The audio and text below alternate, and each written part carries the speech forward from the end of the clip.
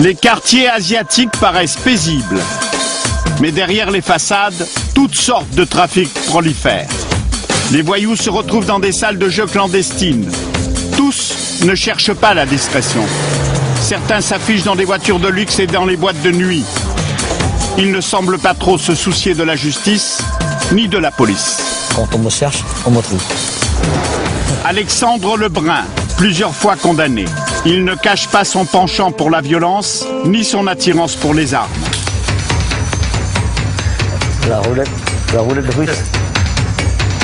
Bonjour, contrôle de l'URSSAF. Ils ne peuvent pas travailler. Enfin, prenez vos risques. Hein.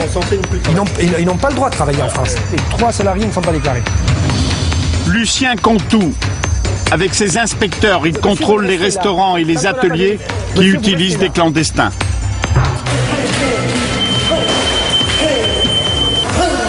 Kronksak a été 9 fois champion du monde de boxe thaï. Il est fatigué. Il est le garde du corps et l'homme de confiance d'Alexandre. C'est mon ange gardien. Et celui qui veille sur la sécurité de mes affaires également.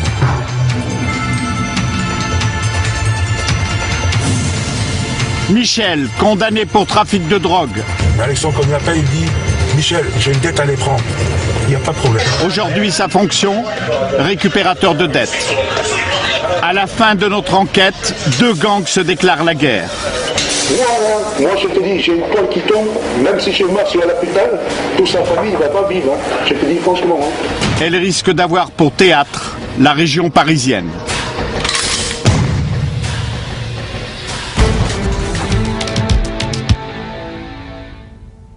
Bonsoir.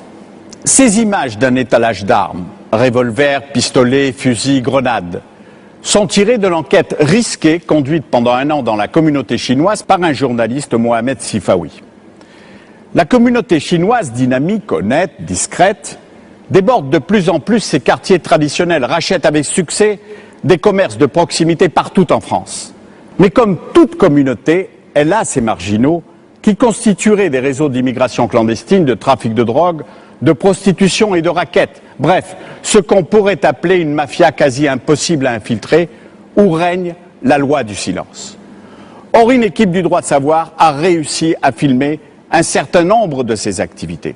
Et leur reportage apporte des réponses à des questions souvent posées. Existe-t-il vraiment une mafia asiatique en France? Comment parvient-elle à échapper à la police, au fisc et à contourner les lois? Voici les réponses du droit de savoir. J'ai infiltré le milieu asiatique, une enquête exclusive de Mohamed Sifawi. Enlève le téléphone.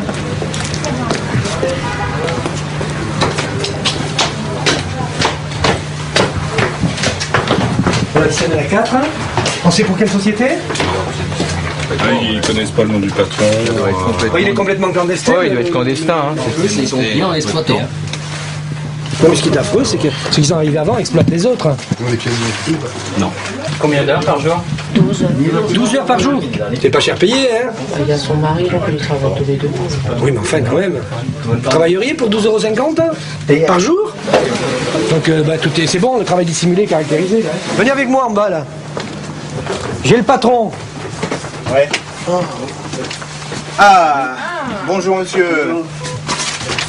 Monsieur, vous êtes pris la main dans le sac. Bon, de toute façon, les faits sont établis. Hein.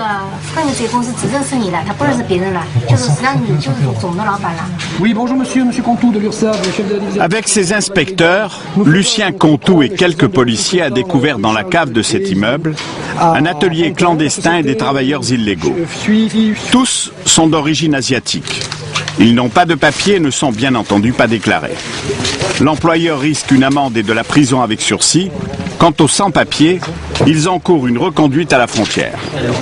Des ateliers comme celui-ci, il en existe beaucoup, un peu partout en France. Lucien Contou et ses hommes sont chargés de les démanteler. Ils sophistiquent chaque fois la délinquance, leur façon de frauder. Parce que bon, ils s'adaptent aux méthodes de contrôle. Et donc c'est à nous de... Bon, dès qu'on a trouvé la faille, on trouve, et ils trouvent autre chose. Bon, mais c'est à nous, c'est le jeu du chat et de la souris. Hein.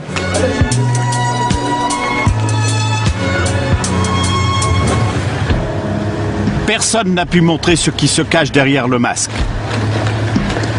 Personne jusqu'à présent n'a pu pénétrer les réseaux des milieux de la délinquance asiatique en France. C'est dans ces quartiers où se sont implantés de paisibles commerçants que l'enquête commence. C'est là que les délinquants seraient le plus actifs. Ces voyous vivraient surtout aux dépens de leur communauté. Nous savons par exemple que beaucoup se font racketter. Une pratique courante, mais un tabou, aucun commerçant n'ose l'avouer.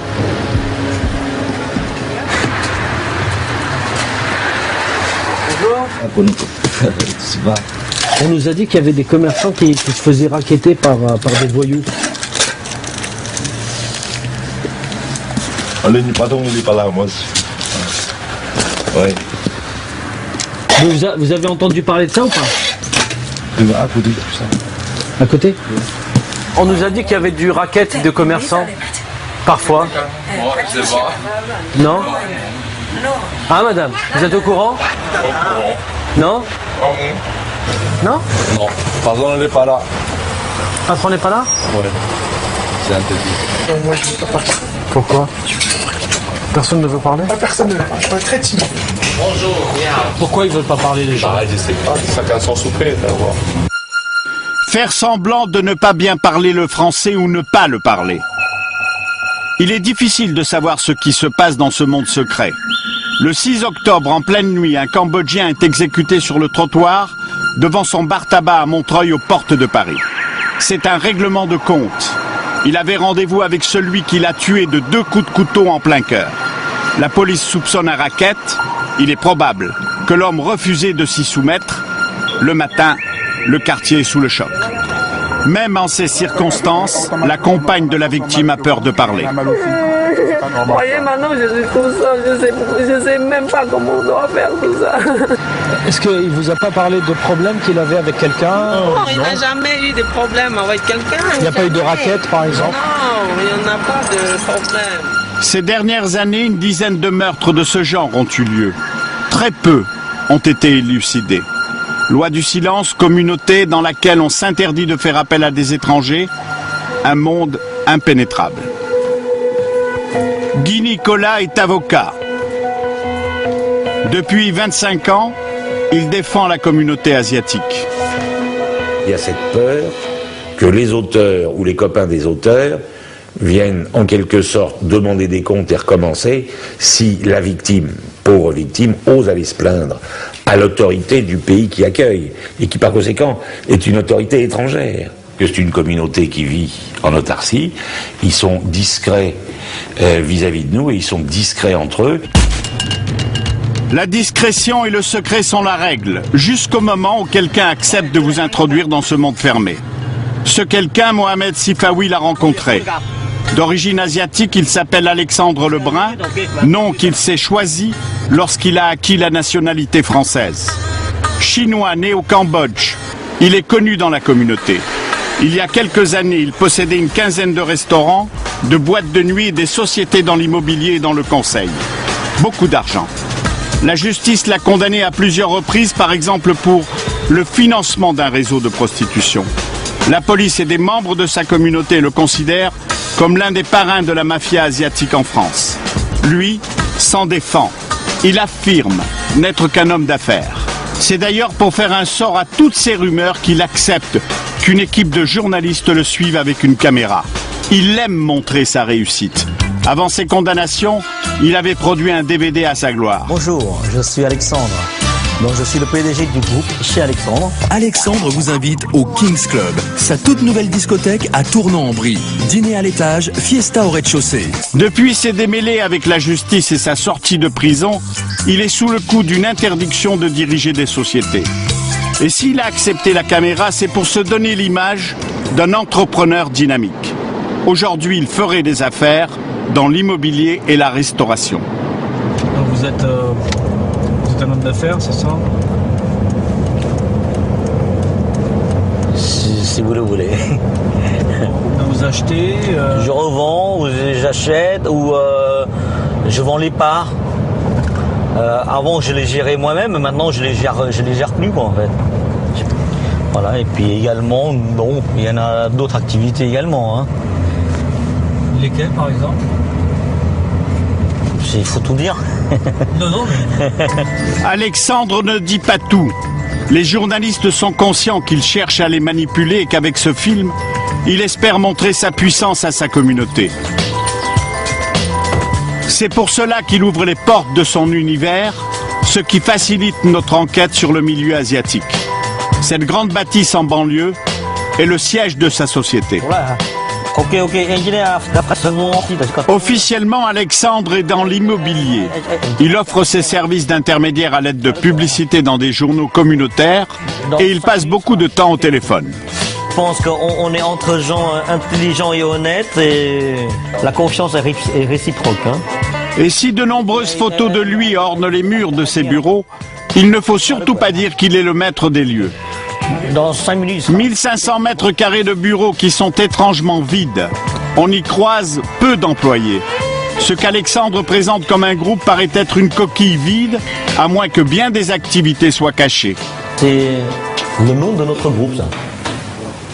Qui veut dire le porte-bonheur. Qui m'a toujours porté bonheur depuis mon premier affaire. Donc ça fait 19 ans que j'exploite toute cette enseigne asiatique. Votre rôle exact dans ce groupe, c'est quoi? Je suis coordinateur d'affaires. Vous pouvez nous présenter les dirigeants? Le dirigeant d'ici, dont là il s'est absenté, bien sûr. Pendant les mois que dure le tournage, aucun dirigeant du groupe ne sera jamais vu. En revanche, rencontrer de nouvelles recrues comme ce jeune homme, à peine sorti de l'adolescence, est plus fréquent.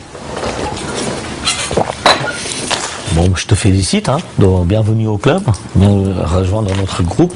Tu sais de quoi qu'on attend de toi, quoi, je veux dire. Hein. Donc, tu es motivé?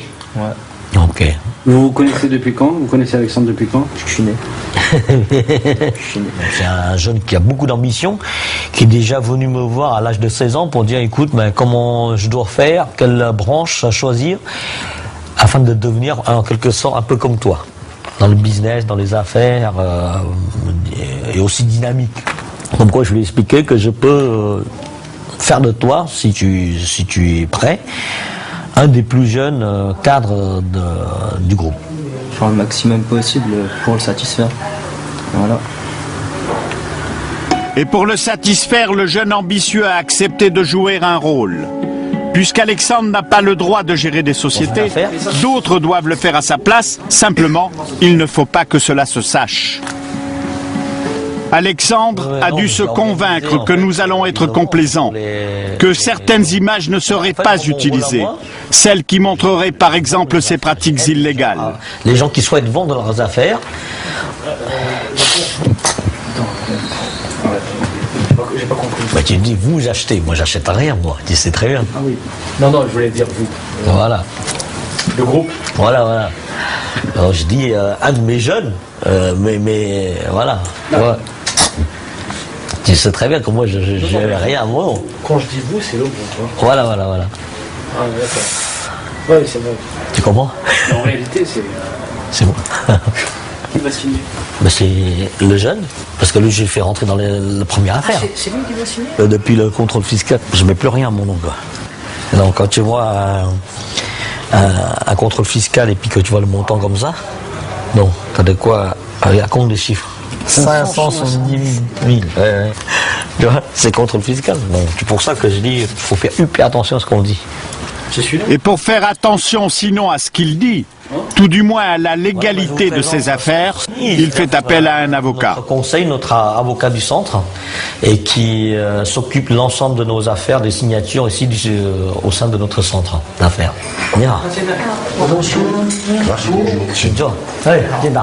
Ce jour-là, une transaction commerciale est en train d'aboutir. Alexandre veut faire acheter un restaurant par sa jeune recrue. Les propriétaires actuels sont nombreux. Très nombreux. Il faut comprendre qu'il y a là les vrais propriétaires et des hommes ou des femmes de paille. On va commencer.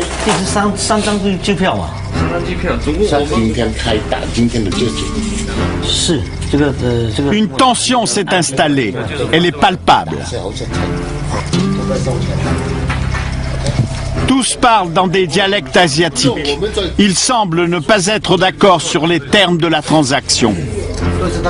Au bout d'une dizaine de minutes, notre présence est devenue gênante. Pardon, ça vous dérange pas qu'on puisse avoir une activité? Je suis vraiment désolé, mais vous êtes bien aimable. Merci beaucoup.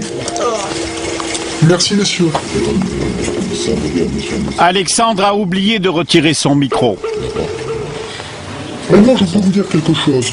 Alors, s'il y avait eu la porte est fermée... Excusez-moi, monsieur Alexandre. Vous nous avez promis quelque chose. Oui. Il faut le faire suite à vos paroles. Oui. Vous êtes d'accord? Business. Voilà, business, c'est business. Le mot, c'est le mot. Mon client, il discute même pas un centime. Vous savez, tout à l'heure, vous êtes venu, vous m'avez dit 6 000. 1000, 2000, 10 000... La discussion exaspère Alexandre, qui sort de la salle de réunion. Le désaccord porterait sur la part d'argent en espèces qui doit être versée au vendeur. Et sans être indiscret, ça t'a coûté cher à faire? 70 000 euros. Rien du tout. Bah, c'est une belle affaire, sinon je le fais pas. Combien en cash? On déclare 30 000. C'est royal, hein? C'est bon, ça va se régler.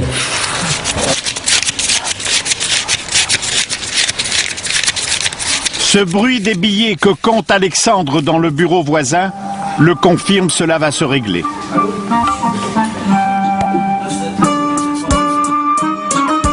Les vendeurs se succèdent alors pour récupérer leur liasse de billets.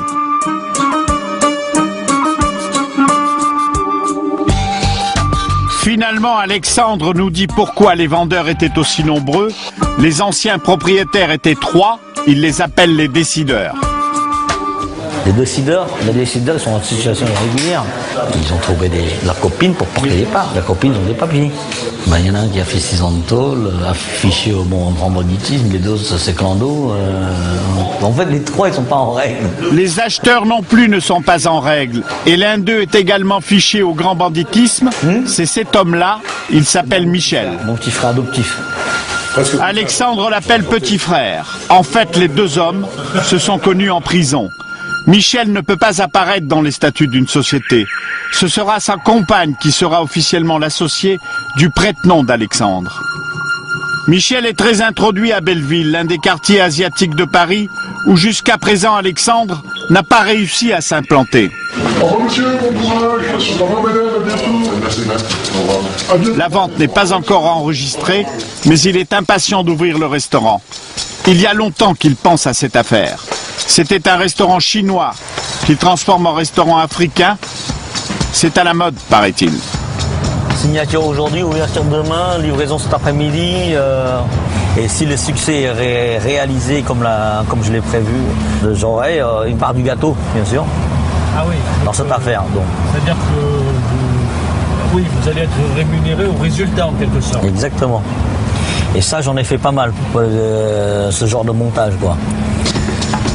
Le restaurant se trouve dans le quartier contrôlé par les Wanzhou, des Chinois venus de la province du même nom. Et sans Michel, son nouvel associé, lié à cette communauté, Alexandre ne pourrait pas s'installer dans ce quartier. Salut Mamadou, tu vas bien? Mamadou est le chef guinéen qu'Alexandre a recruté pour la cuisine. Quelques ouvriers, tous asiatiques, sont avec lui.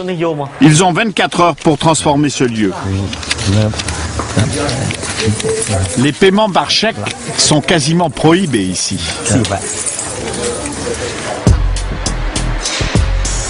Ils avaient 24 heures pour transformer le restaurant des 1000 Bonheurs en chez Mufasa, la nouvelle enseigne. Le lendemain, Paris gagné, en fin de matinée, un homme branche les néons. Tout sera prêt pour l'inauguration prévue le soir même. Vous changez pour l'inauguration, Alexandre? Oui. Comme là, j'ai pas mal bougé cet après-midi, donc ça transpire un peu. Et comme ce soir, on va avoir du monde un peu. Vous êtes très soucieux de votre image? Ah bah, il faut un peu quand même. Je vais même pour finir un petit coup de... Allez, parfum.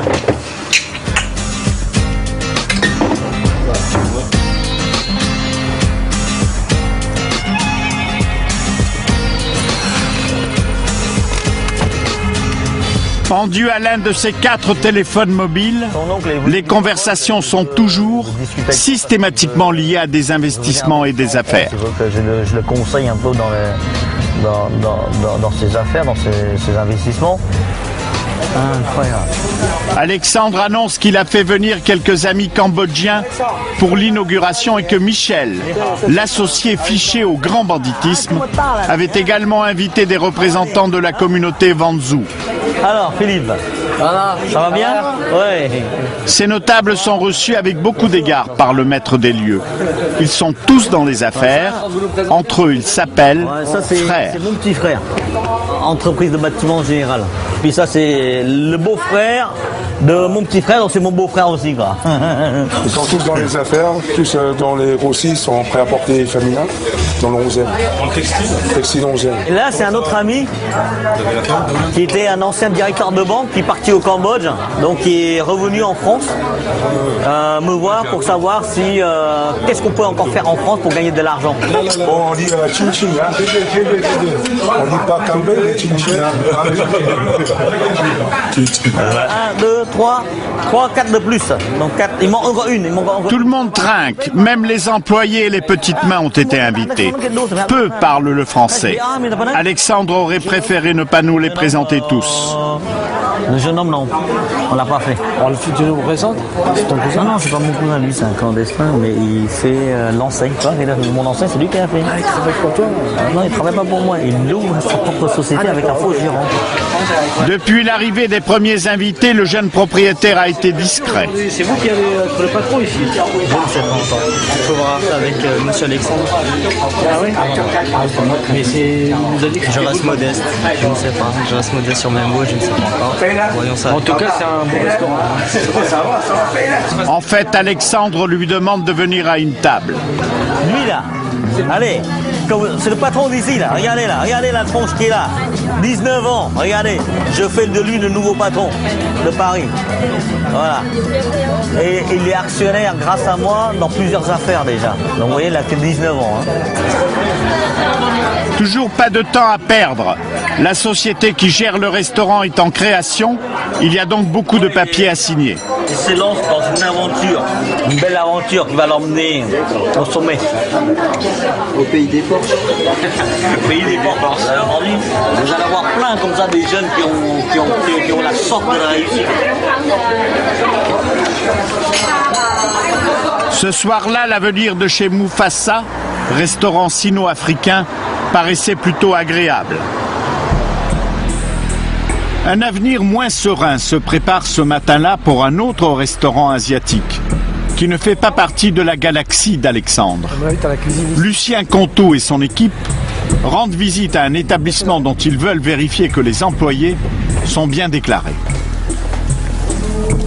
Bonjour madame. Contrôle de l'URSSAF, du personnel de l'URSSAF. Vous avez le registre du personnel? C'est pas compris. Le registre unique du personnel. Oui, c'est moi. Non, mais le registre unique, vous l'avez?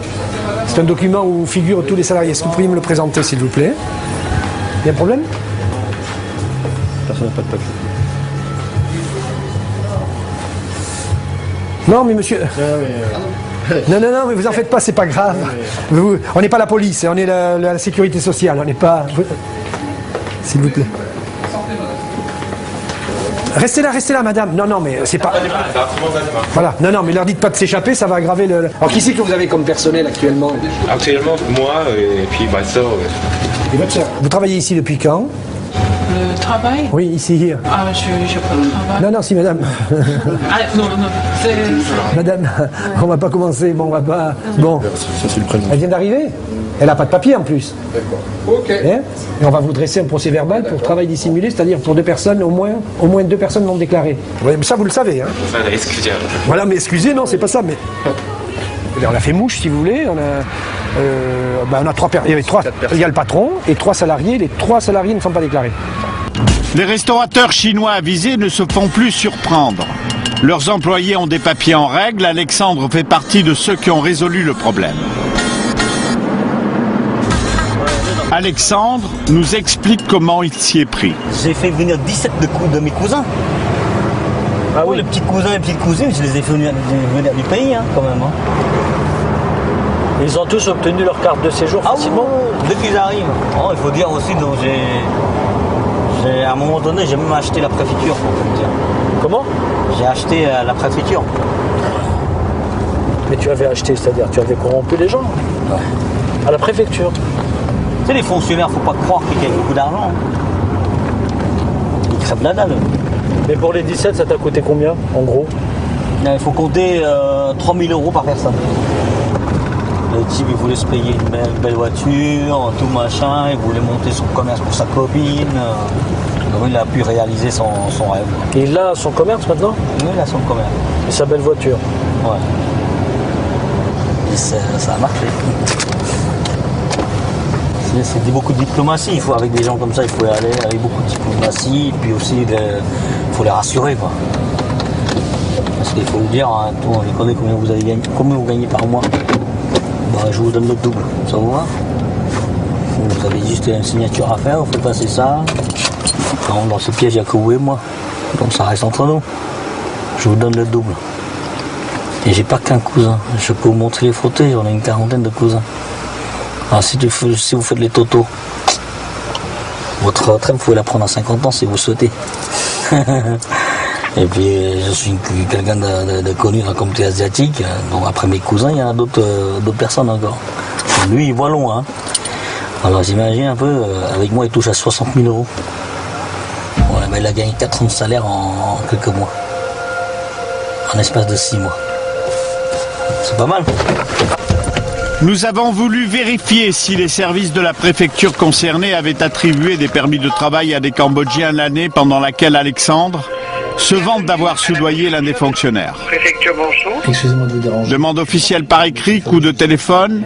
Et je vous ai envoyé un email aussi. Ouais, je vous ai pas donné réponse pour le moment. Non, pas du tout. Je voulais savoir justement si vous avez réussi à avoir... Non, j'ai pas de réponse pour le moment. J'ai pas de nouvelles à vous donner, c'est dans les tuyaux.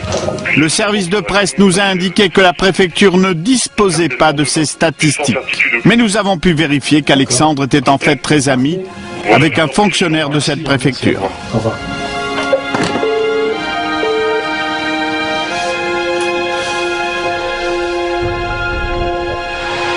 Ce jour-là, Alexandre nous a donné rendez-vous dans le restaurant de Belleville.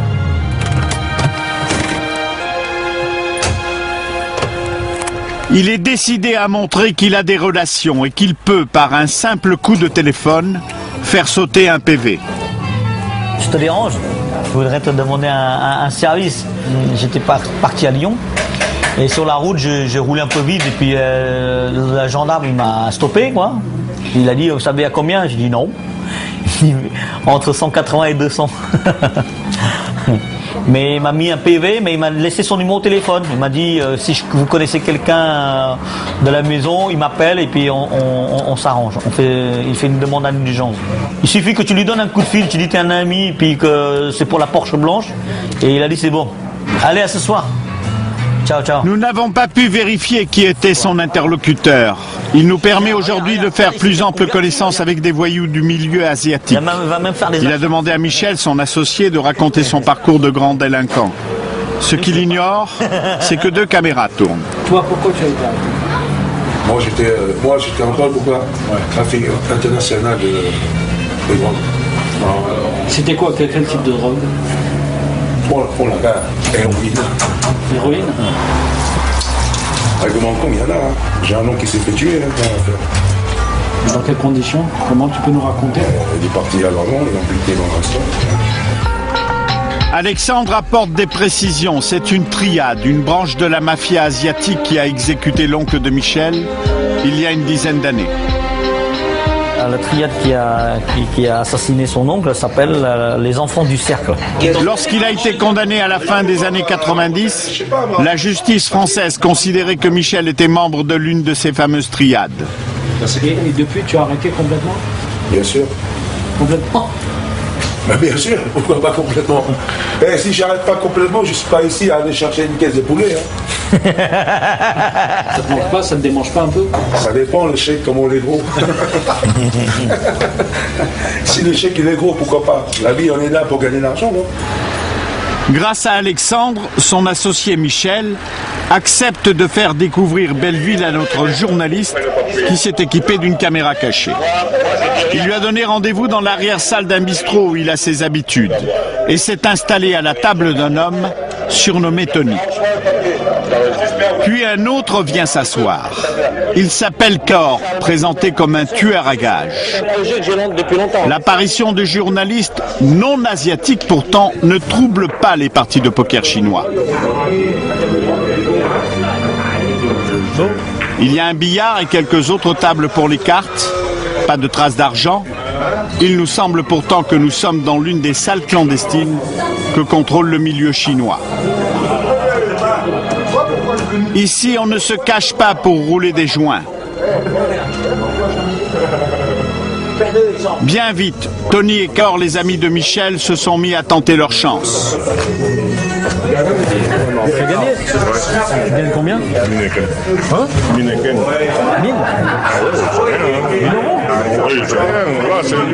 En à peine une heure, qui vient de gagner plus de 1000 €. Les comptes faits, les liasses apparaissent. Sur une autre table, on se paye aussi. Notre journaliste propose alors de raccompagner ses nouveaux amis chez eux. J'aime bien le métier de riche. Ou un distributeur de la nuit parisien. Il n'y a pas beaucoup d'asiatiques. Moi? Cor, présenté comme un tueur à gages, explique qu'il est aussi récupérateur de dettes et que cela ne va pas très fort actuellement dans son métier. Et même le comptage, maintenant, c'est pas comme avant. Avant, les gens ont l'argent, ils ne veulent pas payer, tu peux faire tracer. Ouais. Maintenant, les gens n'ont pas l'argent, il faut te prendre leur vie. Les gens, ils ne trouvent pas. Maintenant, tu vas lui payer les dettes, il faut que tu le tires pour qu'il va chercher l'argent pour toi. Ouais. Mais avant, les gens, l'argent, ils ne veulent pas payer, tu vas aller voir. Il y a des femmes, devant son mari, tu vois quand elle parler comme ça. Tu fonces sur rien. Ah bon, tu me donnes ton sang, tu es sûr? Tout de suite, si vous prenez son sang. Là, tu vois, il faut rongonne. Mais moi, je vais le faire pour le vrai. Elle accepte de payer 5 fois. C'est déjà pas mal, 5 fois. Payer à 10 000 € par mois. Tu m'en fais pour du moment. Ok. Cor fait comprendre qu'il peut aussi accepter d'autres contrats. Michel et ses amis proposent à notre journaliste de les rejoindre dans le 13e arrondissement. Ils veulent l'emmener en boîte de nuit pour lui présenter un personnage qu'ils disent très important. C'est cet homme en imperméable beige qui ne dit pas son nom. Michel a seulement dit qu'il est originaire du nord de la Chine. Il est constamment encadré par 2 gardes du corps. En route, Tony se laisse aller à quelques confidences sur ce nouveau personnage. Tu vois, il travaille pas, il a l'argent, manger, hop, tout le monde comme il veut. Ah, lui, c'est un proxénète, il fait travailler des prostituées. Oui, ça aussi, et puis eux, il y a beaucoup de business derrière. Et puis, la tête, ils sont tout. Hein. Sur Paris ou là-bas? Paris. Ah ouais. À l'intérieur de la boîte de nuit, on retrouve Michel qui a réservé le carré VIP. C'est en l'honneur de ce fameux personnage important que cette soirée est organisée. L'alcool coule sans limite. Il y a des prostituées, de la drogue. L'ecstasy est distribuée discrètement. Michel en dit davantage sur leur invité de marque qui ne parle pas le français. C'est le grand frère du Nord. C'est lui qui tient tous les grands frères du Nord. C'est le plus chaud que tu rencontres ce soir.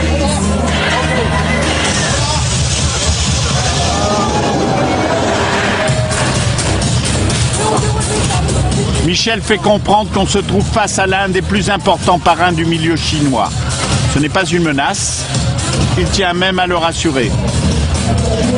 Mais ma famille, personne touche.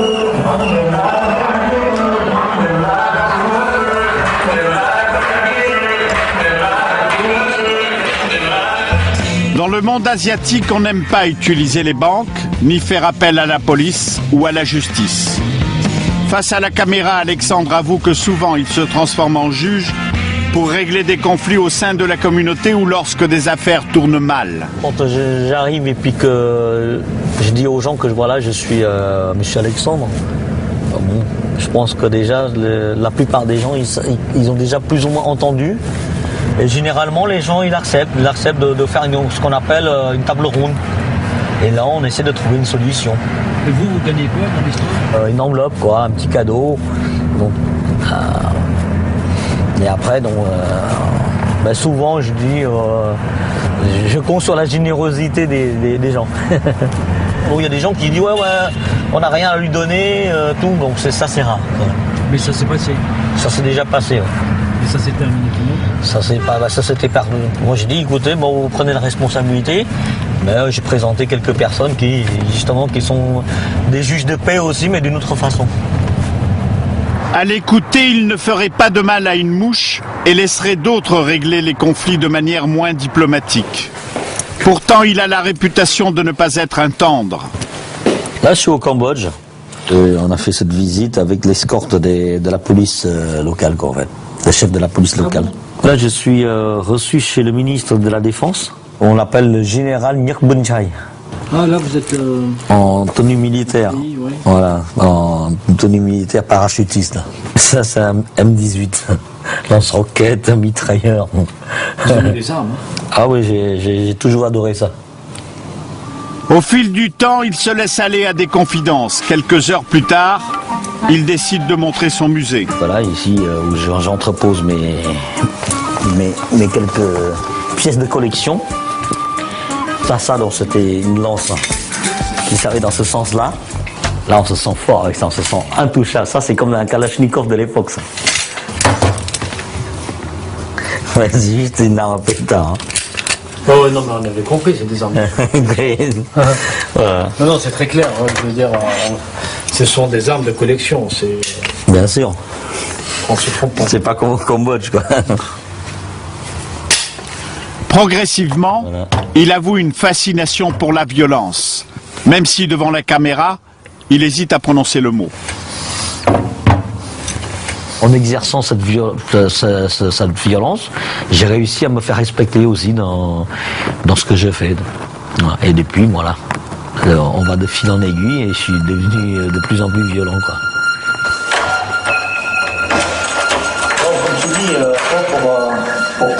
Il finit par dire au journaliste qu'il va lui montrer quelque chose. Il sait que la grosse caméra ne tourne plus. Il a oublié la petite que notre journaliste porte à la main.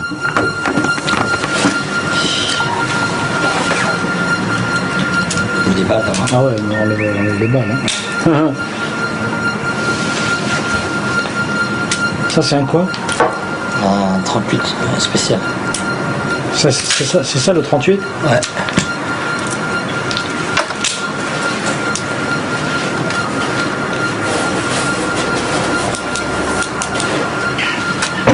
Ça, c'est un petit. Ah oui, c'est la collection, là. Ça, c'est un coup. C'est un coup? Ouais. Non.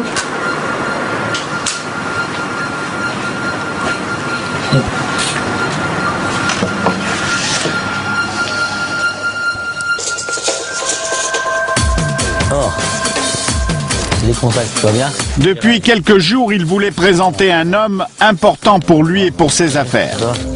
C'est un des plus grands champions du monde. C'est-à-dire, si c'est pas le plus grand, c'est quelqu'un qui a... Voilà. Ça, c'est la photo quand il était encore le grand champion du monde attitré de boxe thaï. J'ai été champion du monde 9 fois. Alexandre, vous le connaissez depuis quand? 95. C'était mon homme de confiance, c'était mon chef de sécurité. C'était votre garde du corps en quelque sorte? Voilà, en quelque sorte, oui. Mon ami, mon ange gardien. Et celui qui veille sur la sécurité de mes affaires également. Il y a des affaires où je ne sens pas. Je ne sens pas tout seul que la personne en face ne sera pas, il m'écoutera pas peut-être si je vais aller tout seul. Et il ne sera pas... C'est quelqu'un qui n'est pas... que je ne peux pas raisonner. Par la parole, dans ce cas-là, moi je viendrai quand même par mesure de sécurité avec comme ça ou avec quelqu'un d'autre, 2-3 personnes comme ça, et on arrive, on va l'expliquer, voilà. Ça c'est déjà arrivé. Moi aussi, je n'aime pas la violence. Voilà. Oui, diplomatie d'abord. Voilà, diplomatie. Et si diplomatie ne marche pas? C'est le dernier recours, ça. Diplomatie marche pas. Krongsak a une autre activité. Il est l'entraîneur d'un club de boxe thaï et il a beaucoup d'élèves.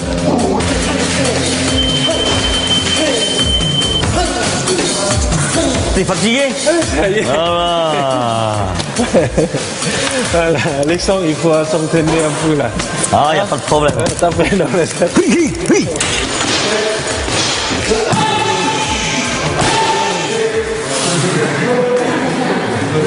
Là, c'est un échauffement, là. Donc, quand il est bien chaud, vous imaginez un peu les dégâts. C'est pour ça que vous l'avez choisi? Bah oui, en quelque sorte.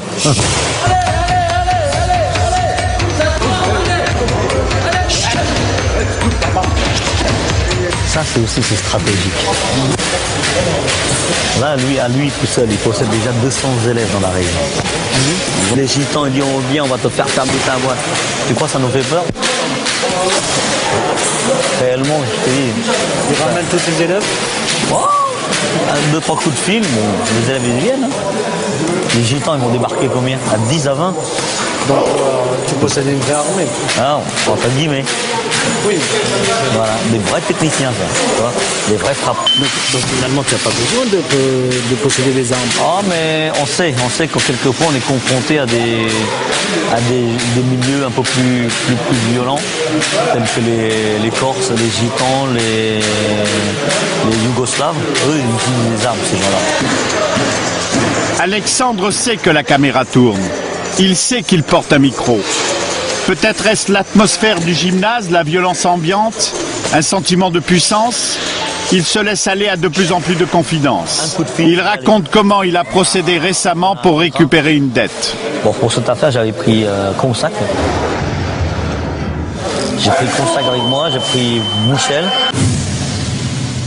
Et donc je sais que Michel possède une petite armée sur Paris et lui possède une armée de guerriers. Et là vous étiez armé? Ouais. J'avais un 38 spécial, un Magnum,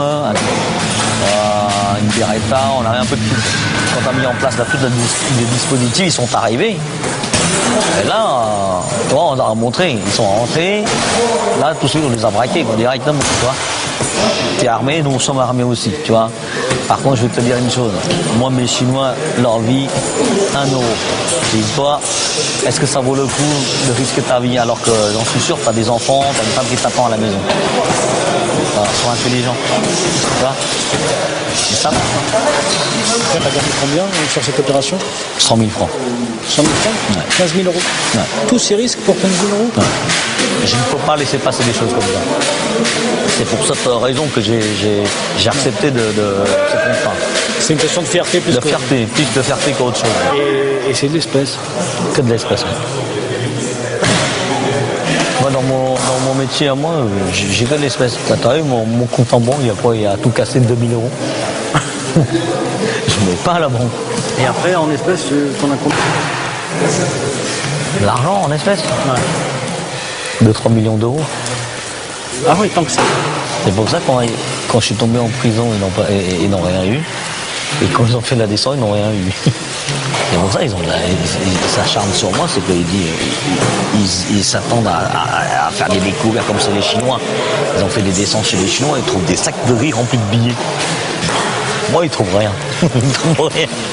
Ils trouvent jamais rien. La drogue, on m'a proposé d'envoyer des gars en Hollande récupérer la marchandise, faire la livraison. J'ai jamais fait ça. Voilà. Tout ce que j'ai fait d'ailleurs, je pense que c'est pas. C'est avec beaucoup de bonté que je le fais. Je ne prends jamais de l'argent malhonnêtement.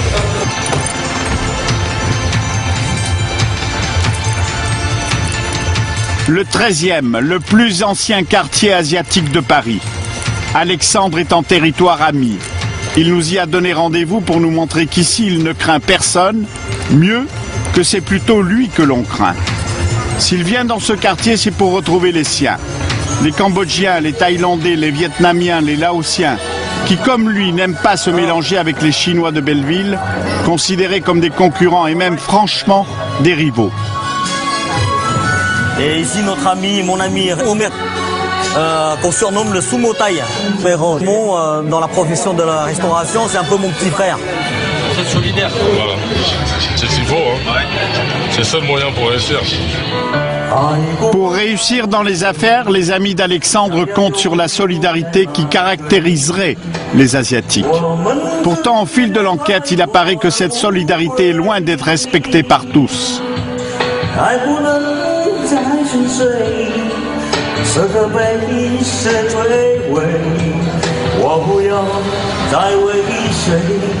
À ce moment de notre enquête, nous commençons à comprendre qu'entre le 13e arrondissement au sud de Paris et Belleville au nord, il y a des frontières, que la confiance y a des limites.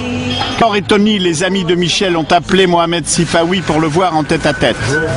Ils savent qu'il est journaliste et qu'il enquête sur la communauté asiatique. Ignorant ce qu'ils lui veulent, le reporter s'est équipé de sa caméra cachée. Les deux hommes lui proposent d'être leur complice dans une escroquerie qui viserait des sans-papiers.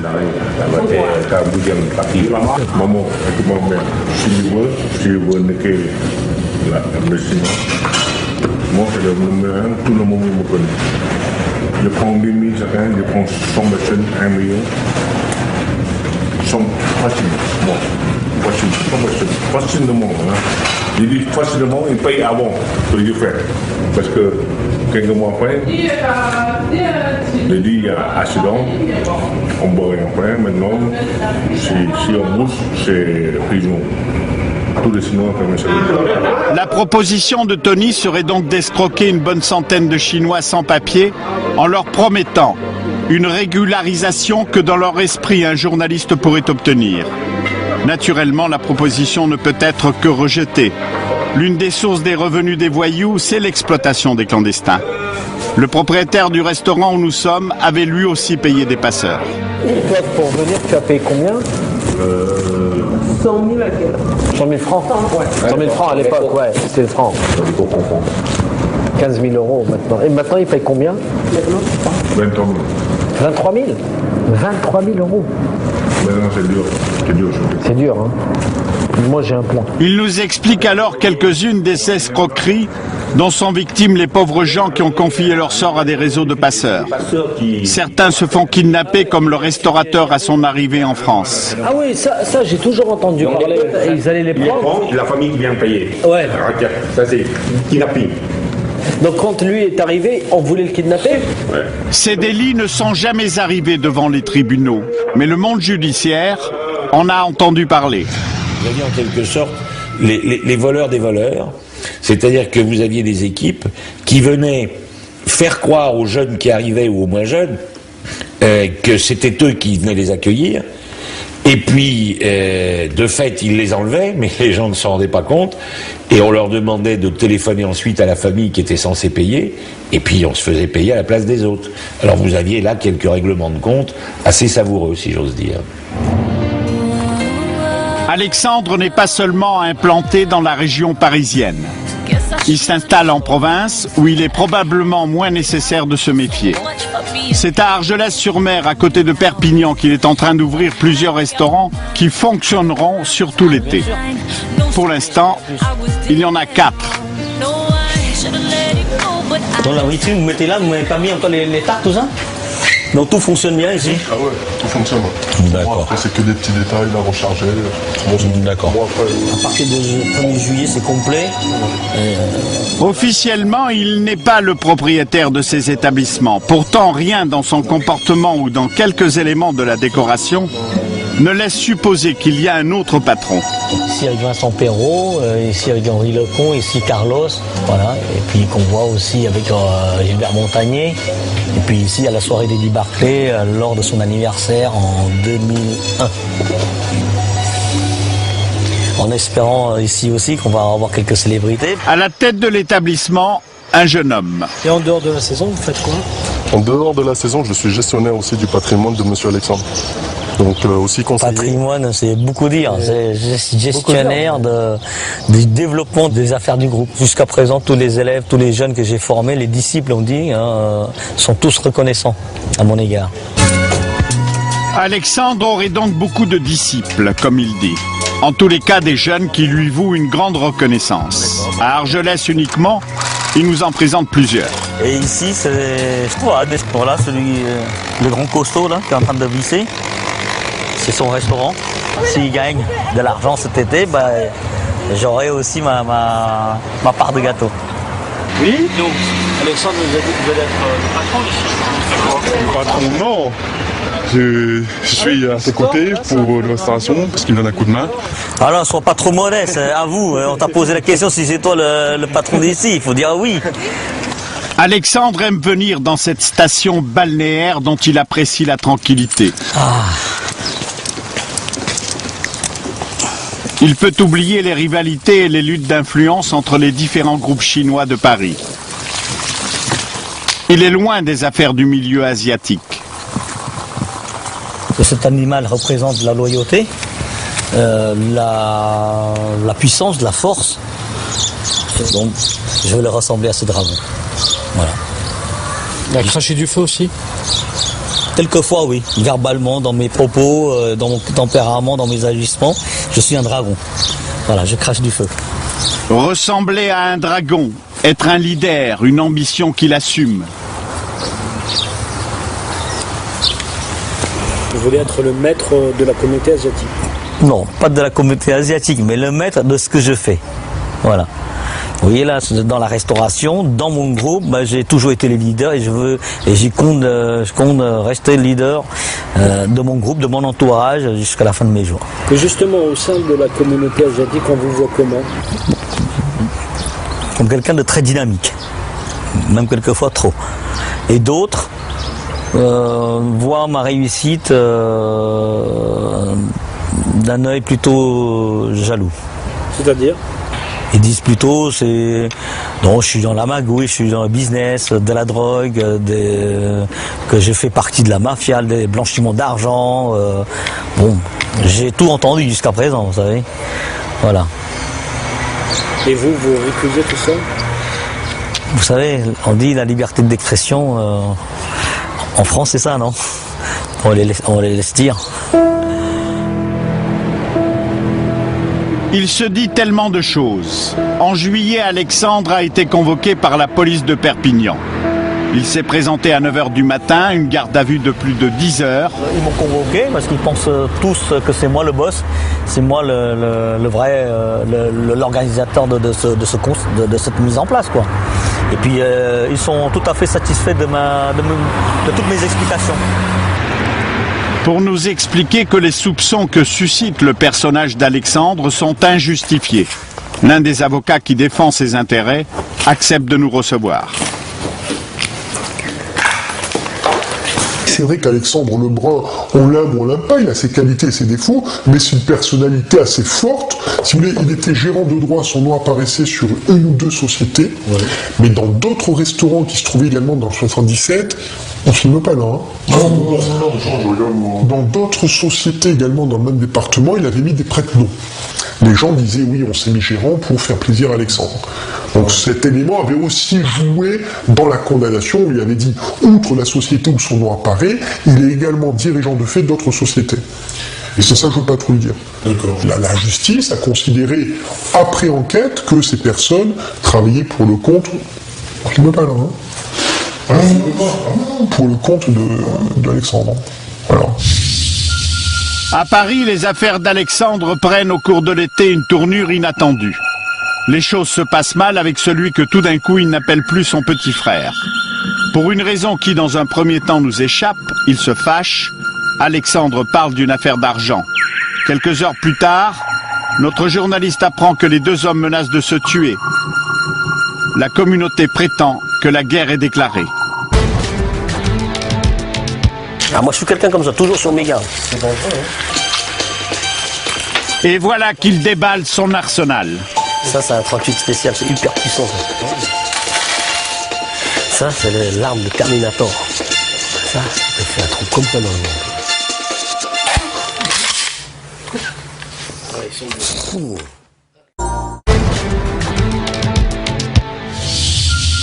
À Paris, les affaires d'Alexandre prennent au cours de l'été une tournure inattendue. Les choses se passent mal avec celui que tout d'un coup il n'appelle plus son petit frère. Pour une raison qui dans un premier temps nous échappe, il se fâche. Alexandre parle d'une affaire d'argent. Quelques heures plus tard, notre journaliste apprend que les deux hommes menacent de se tuer. La communauté prétend que la guerre est déclarée. C'est Mamadou, le chef africain du restaurant, qui donne les clés du conflit. Oui, bonjour monsieur Mamadou. Bonjour, comment ça va? Ça va et vous-même? On fait aller, mais sauf qu'on a des problèmes là-bas. Qu'est-ce qui se passe? On était là, il a commencé à casser tout là-bas. J'étais sur lui d'abord. D'un seul coup, il a pris un couteau, il a voulu poignarder Alexandre. Il a voulu poignarder Alexandre? Pour comprendre, il faut se rendre sur place avec une caméra cachée. Il est 21h, le restaurant est vide. Une seule table est occupée, au fond de la salle. Michel est en compagnie d'amis et de quelques gros bras. Il est tendu. Il y a eu des clients qui sont venus ou pas? Tout le monde a peur. Mais les gens au quartier sont au courant? Tous les Chinois qui disent putain ça va faire guerre ici. Tout le monde a peur évidemment. C'est normal. Quand ils t'entendent ça va faire guerre ici, les clients ils viennent pas, ils ont peur. Tu as pris un couteau, oui ou non? Ouais. Pas bien ça. Il a dit comme ça. Il réagit comme un grand voyou encore. Non, tu parles pas comme ça avec moi. Est-ce que moi j'ai parlé avec mes frères, j'ai dit on va niquer? Non, mes frères disent qu'est-ce qu'il y a? Ils disent descend les boxeurs pour me niquer. Mes frères disent fais les descends les boxeurs. Manifestement, l'affaire est grave, chacun montre sa force. Alexandre a menacé de faire venir ses hommes. Michel a fait appel aux siens, il n'y a pas qu'une histoire d'argent. L'homme qui vient d'arriver dans le dos du journaliste, celui qu'on lui présente comme le grand frère est plus âgé. Grand frère, c'est-à-dire qu'il fait partie du même clan, mais dans la hiérarchie, il est plus important. Étant le plus près qu'il y a problème, c'est plus là. Ah oui, c'est normal. C'est normal. Comme aujourd'hui, il a dit que bon, il veut la guerre, mais je viens voir qu'est-ce qu'il veut comme la guerre. Moi, c'est ma famille. Comme mes frères, déjà, on est tranquillement, on part. Qui veut la guerre, veut la guerre. On peut l'amener n'importe où. Moi, pour la famille, moi, les musulmans. Moi, je le respecte. Les menaces sont claires, la porte est ouverte pour des négociations. Michel propose à notre journaliste d'en être le témoin. Même ce soir, tu viens avec moi tous les deux, on va régler tous les deux, c'est tout. Tu vois? En fait, Michel demande au journaliste d'être le témoin de la rencontre qu'il veut avoir avec Alexandre. Le lendemain, nous allons chez Alexandre pour avoir sa version des faits. Il est remonté. Tout celui saisit, il se soulève la table, il saisit une chaise, il vient. Son copain l'a attrapé, tout machin, il jette la chaise. Il me dit, on va aller dehors. Je dis, ok, bah, on va aller dehors. Je mets une patate dans la gueule, direct, c'est normal. Ça y est, il est devenu fou. Donc son copain, il me dit, vas-y, monte de l'appartement, arrête de vous battre comme ça dans la rue, ça fout la honte comme ça, entre frères. Et je monte à l'étage. Mamadou m'appelle, n'ouvre surtout pas la porte. Il est monté avec un couteau de cuisine. Putain, il arrive, waouh, c'est dans la porte, waouh, ouvre la porte. Montre que t'es un homme, sors de là, je vais te faire flinguer, je te promets. Attends. Les choses se règlent peu à peu. L'un des hommes de confiance d'Alexandre, l'un de ses disciples, arrive à ce moment-là. Lui souhaite en découdre tout de suite. Mais non, mais c'est un fou. Ouais, la solution, c'est facile. Hein. C'est quoi la solution? C'est facile. On continue la guerre, c'est tout. Il n'y a pas à parler avec un mec comme ça pour moi. Je ne laisse pas partir tout seul. Moi, on ne touche pas, moi, on touche pas mon grand frère. Attends, ça sert à quoi? C'est un des frères, il veut le tuer, mais ça va pas. Le disciple souhaite la guerre. Alexandre, lui, accepte de rencontrer Michel. Il demande que Mohamed Sifawi soit présent. Ce dernier accepte à la condition qu'aucun des deux hommes ne vienne armé. Durant tout le trajet, pas un mot d'Alexandre. Ce que les deux hommes ignorent, c'est que nous allons filmer leur rencontre avec plusieurs caméras cachées. C'est à cette table qu'Alexandre attend pendant que Mohamed Sifawi va chercher Michel de l'autre côté de Paris. Et toi, excuse-moi, ça n'a pas bien roulé. Hein. Bon, Michel, je compte sur toi, hein. Pas de conneries. Hein. Ouais. Bon, t'as pas ramené un flingue là avec toi? Non. T'as pas ramené un couteau? Sérieux? Un couteau, j'ai toujours sur moi. Un couteau, j'ai toujours sur moi. Tu le laisses dans la voiture. Un couteau, je l'ai toujours sur moi. Ouais, tu le laisses ici, comme ça, pas de malentendu. Dirigez-vous à gauche, puis prenez la 3e à droite. Moi, je l'aime bien, tu sais. Parce que quand je suis sorti en tôle, il est venu me chercher avec mes parents. Tu comprends?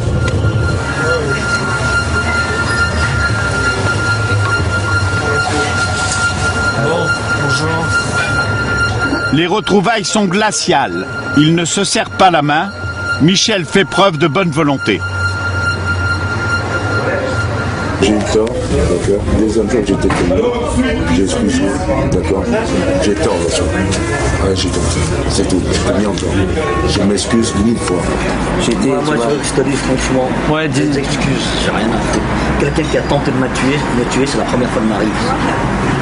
Ok, tu le sais très bien, dans le 77 qui je suis, même dans le 13e qui je suis, même les voyous de 13e me disent Alexandre, tu ne viens pas grignoter sur notre terrain. J'ai réussi à monter sur le 13e, je grignote sur leur terrain. Ok, voilà, tu sais très bien. Tu as dit une parole. Belleville, c'est ton quartier, respecte les territoires des gens. Ok, pour ta fierté, je respecte, je ne mets pas les pieds à Belleville. Alexandre rejette les excuses, mais il s'engage à ne plus aller sur le territoire de Michel. Alors celui-ci propose qu'ils rétablissent leur complicité. C'est que on ne va pas perdre la face. Voilà. Moi avec lui, là, si ce soir je vais tirer avec quelqu'un, jamais je vais tirer dessus. Lui, il a un problème. Il sait qu'il n'a pas. Chercher les têtes n'importe quoi. Moi je descends. Et il sait comment je suis. Jamais je balance. Je suis comme ça. Là, il peut faire confiance. Tu vois? Là, il peut faire confiance. Il dit Michel, ce soir, j'ai un problème, réponds-moi, je le ferai pour lui. C'est tout. L'offre de service est claire. Alexandre ne bronche pas. Pour Michel, c'est l'humiliation. Oh, Alexandre. On se retrouve là-bas. Alexandre. Allez, on se retrouve. Alexandre. Ça, on verra plus tard, peut-être. Bon. Allez. En partant, Alexandre n'a pas le moindre mot pour celui qu'il appelait il y a peu encore son frère.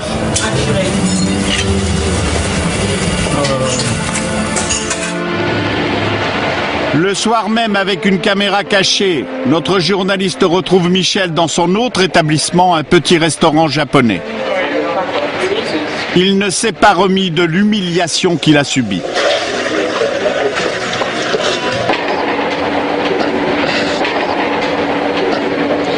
Qu'est-ce qu'il a grande gueule là? Moi je te dis, j'ai une poêle qui tombe, même si je suis mort sur l'hôpital, toute sa famille ne va pas vivre. Hein. Je te dis franchement, hein. On n'est pas des pédés. Hein. Dis-lui ce fois-ci, je prends sa vie, toute sa famille, sa vie, s'il va m'énerver encore. Ok? Et deuxièmement, il ne me prend même pas un centime. Je le baisse tout. Dis-lui ça. Tu as l'argent, mais moi aussi j'ai l'argent. Hein. Tu as le pouvoir, moi aussi j'ai le pouvoir. Hein. Faut pas jouer la mafia. Lui, il joue trop la mafia. Tu comprends? Qu'est-ce qu'il connaît lui? Il veut jouer la mafia mon cul, il va qu'est-ce qu'il va jouer? Et pour montrer que lui aussi est puissant, Michel nous donne rendez-vous le lendemain à Belleville chez les siens.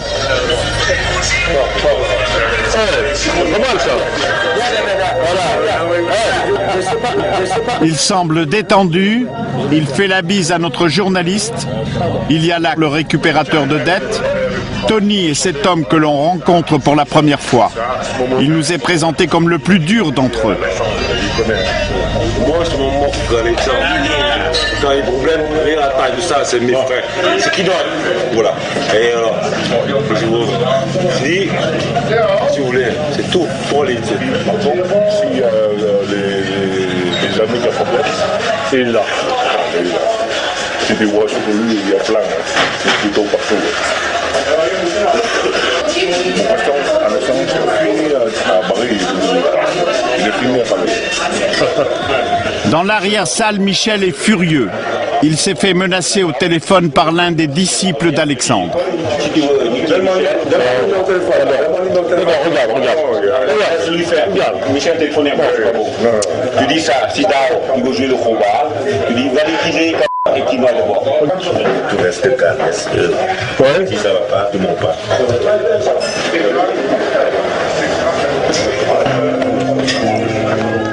De l'autre côté de Paris, chez Alexandre, en apparence, les choses vont bien. Ses affaires paraissent bien marcher. Il nous laisse le filmer, mais il n'aborde pas le conflit. Devant la caméra, il montre l'image d'un homme d'affaires serein et tient à parler de ses nouveaux projets.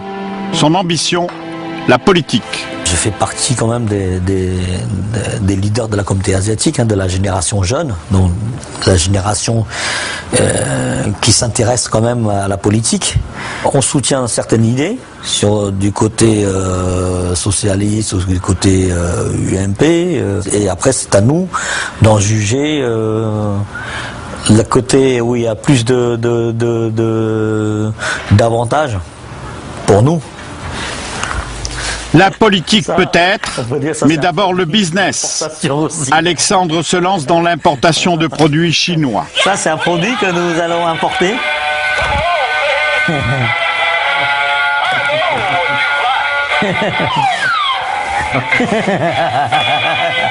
Alexandre apprécie la plaisanterie.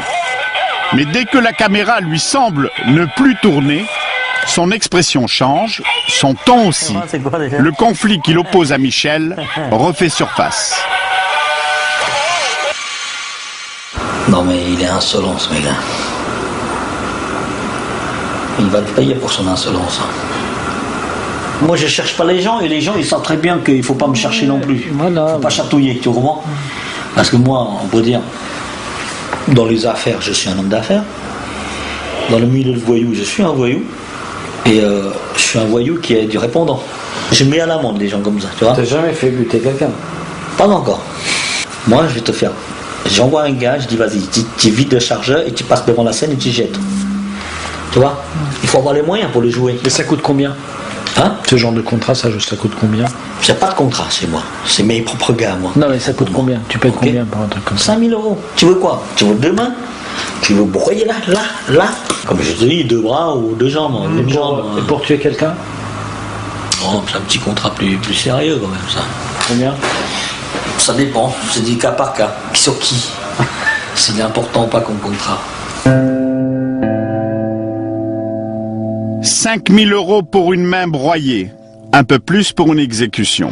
Il ignore que la caméra tourne, il poursuit ses menaces. Moi, quand je suis un homme, moi je respecte. Je respecte la loi des Yakuza. Quand on fait une connerie, on déshonore sa parole, son honneur, on coupe le doigt. Ok? Lui, il a promis la main, il faut qu'il se coupe.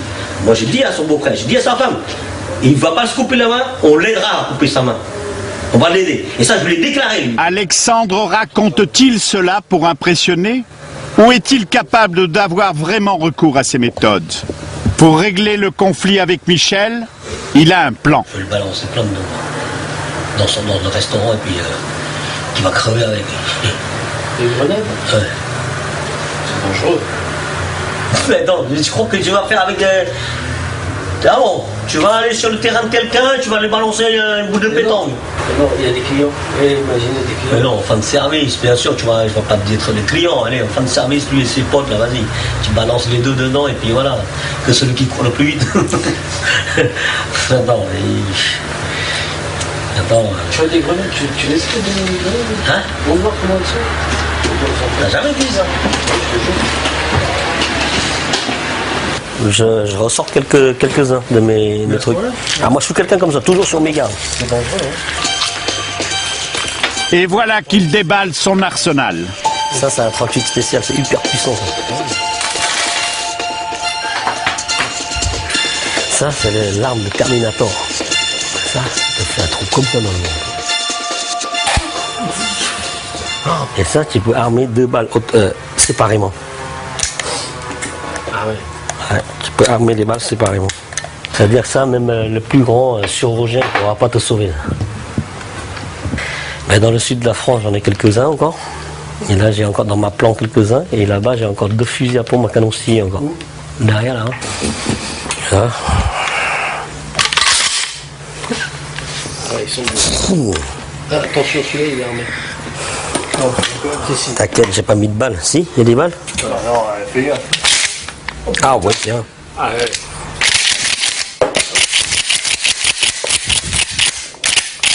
Ah, il était armé. La roulette russe. Pas dans sa direction. Hein. Mes gars, et braque Michel, j'ai dit, fais ta dernière prière, mon pote. Bluffe-t-il? On l'ignore. Là où il n'y a pas de doute, c'est que des membres du milieu asiatique se sont déclarés la guerre en région parisienne. Cela fait une année que notre journaliste Mohamed Sifawi fréquente ce milieu. À la fin de cette enquête, il décide d'aller dîner une dernière fois avec Michel et ses amis. Ils sont tous là et visiblement contents de le voir. C'est tous les grands confrères, le mafia. Dernière rencontre pour d'ultimes confidences, Michel lui propose de l'emmener en Chine. Dans l'Asie, même les plus grands triades, tu rentres avec eux. Tu rentres dans la triade 14. Triade 14, c'est international. Parce que le terrorisme, je connais pas. Mais c'est pour rentrer dans la mafia, je suis dedans. Il ne faut pas jamais parler ça. Désormais, Michel ne cache plus son appartenance. Ce qu'il vient de chuchoter à l'oreille de Mohamed Sifawi est clair. À ce stade, la décision est prise de ne pas aller plus loin dans ce travail d'enquête journalistique.